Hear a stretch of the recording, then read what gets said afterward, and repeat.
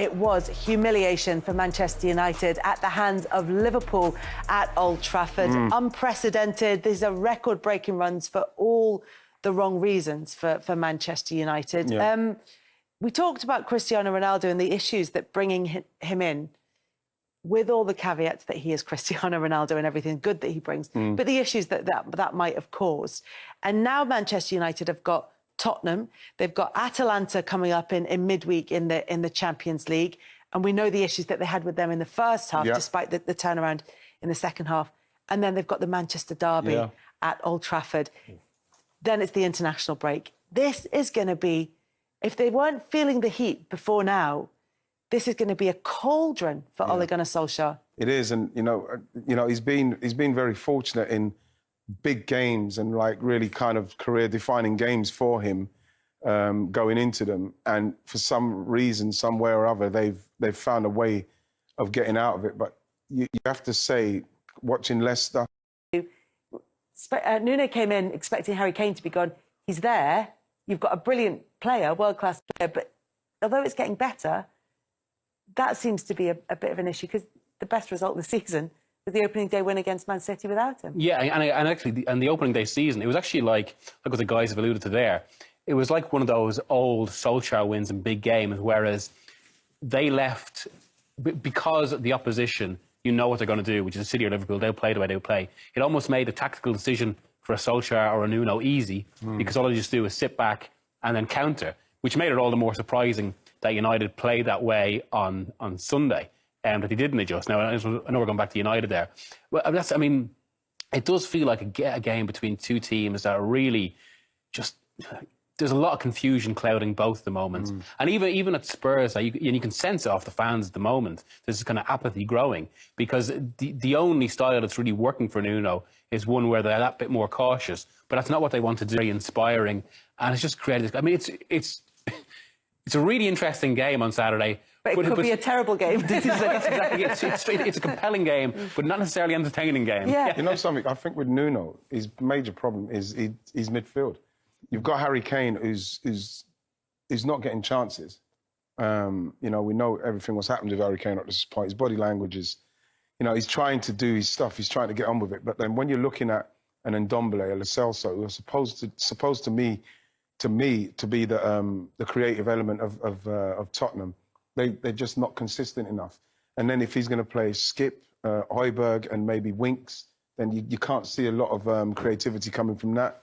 Dele Alli, for me, Son, and the fact that Dele Alli has to really done his best work being that second striker. Son's doing that now, so what happens to Dele Alli? And I look at them and I can't, again, with Tottenham, I can't see where it's going to get better. I can't see the pattern of what they're trying to do. The difference between them is the amount of time they've both been in the job. So we're sort of looking at a project that's taken place up to 3 years, and a project that's taken place since the summer up to, what is this, the end of October, that sort of time. So a few months. But there is a difference in terms of the time. But even in that short time, do you think that there is a pattern, a structure to how Tottenham want to play under Nuno, or how Nuno wants Tottenham to play? I think there is a structure, but I think, unfortunately, with the players that he's got, I'm not quite sure it suits it. And as Harry Kane, listen, he's one of the best out there. But I think the way Nuno wants to play doesn't suit the way Harry Kane wants to play, if that makes sense. You look at when he was at Wolves, he had, obviously, Jimenez, who could run quick, Jota, Traore at times, Neto. These guys have all got tremendous speed. You know, you look at the way they played against Manchester City first game of the season, because that has been their best performance. That was without Harry Kane, when they had Lucas Moura, they had Bergwijn, they had Song, three guys that they could sit in there, they could kind of just to be defensively solid, and then on their counter-attack, just go. I think when you've got Harry Kane, and as I said, he is one of the best out there, you can't play that way, because he doesn't want to play that way. He doesn't want to stand up there and hit teams on a counter-attack. He wants to get involved, he wants to drop deep, obviously assist Lucas Moura. So I think there is an identity into the way he wants to play, but I just think the way that the way the Spurs players are at the minute, they don't want it, and the Spurs supporters don't want to play that, want to see that. Under Jose, he tried it. They didn't want to watch it. They were moaning every single week. And now that he's gone there, Nuno, which is the same type of football, again, they kind of feel like it's just grinding the gears a little bit. It's the same thing that Mourinho was doing. Can you change the football while keeping, by and large, the same players? Or do you have to stick with that kind of football until you can bring in more of your own players to do what you want them to do? But isn't that exactly it? I mean, it does feel like the wider issue with Spurs as well.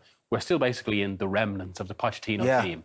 Now, OK, half of them have moved on, but still the core is still Poch's team. So what that squad and that club really needed was a complete refresh.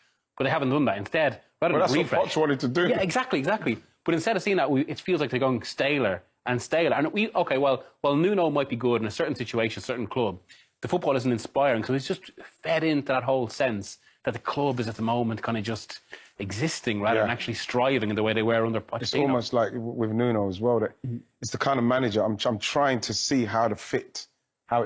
And, you know, we saw it off the back of the Man City, you're thinking, oh, OK, Tottenham, Nuno's going to... But, like, since then, I've not seen anything. And I thought, even though the Arsenal result was one that obviously we're very pleased with from Arsenal point of view, it wasn't a Tottenham team that turned up there that looked to me like they knew that we were doing.